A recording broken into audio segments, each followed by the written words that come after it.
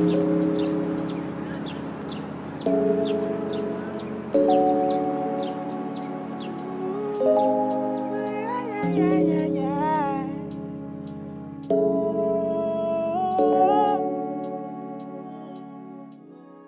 feel very rich these days.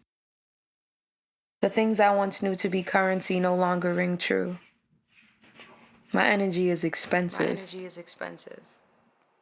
Can't no employer compensate me for it, or my time, and that's facts. A lesson only the body could teach me. I spend a lot of time in an intrinsic world, a self-talk world where all there is my self talking back. And the monologue becomes so thorough it begins to feel like a conversation. And before I know it, I've said all that I've wanted to say without actually communicating it to the person it was intended for.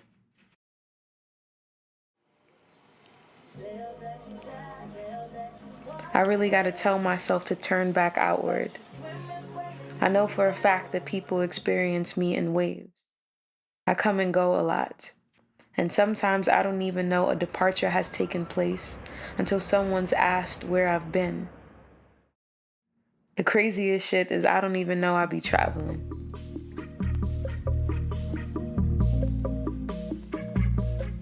Here's a story about fear. It's hard to describe it. Stronger than me, bigger than me. Something inside of you is like holding you back from reacting. What does it make you tell yourself?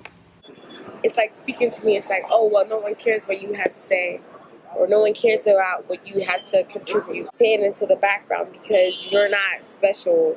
You're not doing anything that's unique. Fear. Like it drives some of my actions. Withdraw. Like to pull back. Compartmentalize yourself. You never could do it. Like you're not gonna win. Sometimes it's so overpowering. Some days fear almost grows a body. When the days are good, I can only hear its pulse, so faintly it feels dead. Your air is cut off.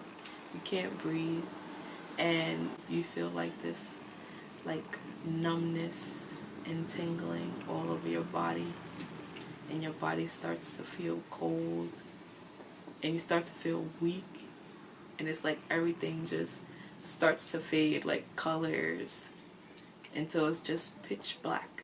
But it's resurrective, especially when you understand it as a type of generational trauma. The lineage of our bodies is poignant, straight pillage. So much that a disassociation happens. The body, then there's you. And I was like, well, maybe it was a mistake. Because the person apologized so many times. And I was like, okay, maybe it was a mistake and it's not going to happen again. It happened again? More than once. It happened continuously, 4 years straight. And each time... It was worse. The first time it was just a slap. Then it became a punch. Then it became a kick. Then I was getting hit with other things. And then I started to get bruises and other people started to realize. Sometimes we don't feel the wreckage or process the opening as a wound. After a little while, it wasn't apologies anymore. It was like blame, like you did this, so this is why. Well, maybe I should change my behavior and then this won't happen to me. You start to become used to it. You feel like you lost control. You try to do everything to avoid it, but you know that it's coming. Like you can walk in the room and you can feel the tension. You're like, to be fearless is to no longer allow your body to be the bridge. The first actual time that I fought back, I want to say that it was a little empowering because I finally had control over what somebody was doing to me. I don't like it. I'm not going to let you do it to me. Imagine how unbound you could be if you never believed your body could be taken. If every time someone claimed to be its owner, you knew it was a joke. The only person that's there to protect my body is me. I'll go above and beyond to make sure that no harm is done to myself. I would never, ever, ever, ever let anyone do that to me ever again.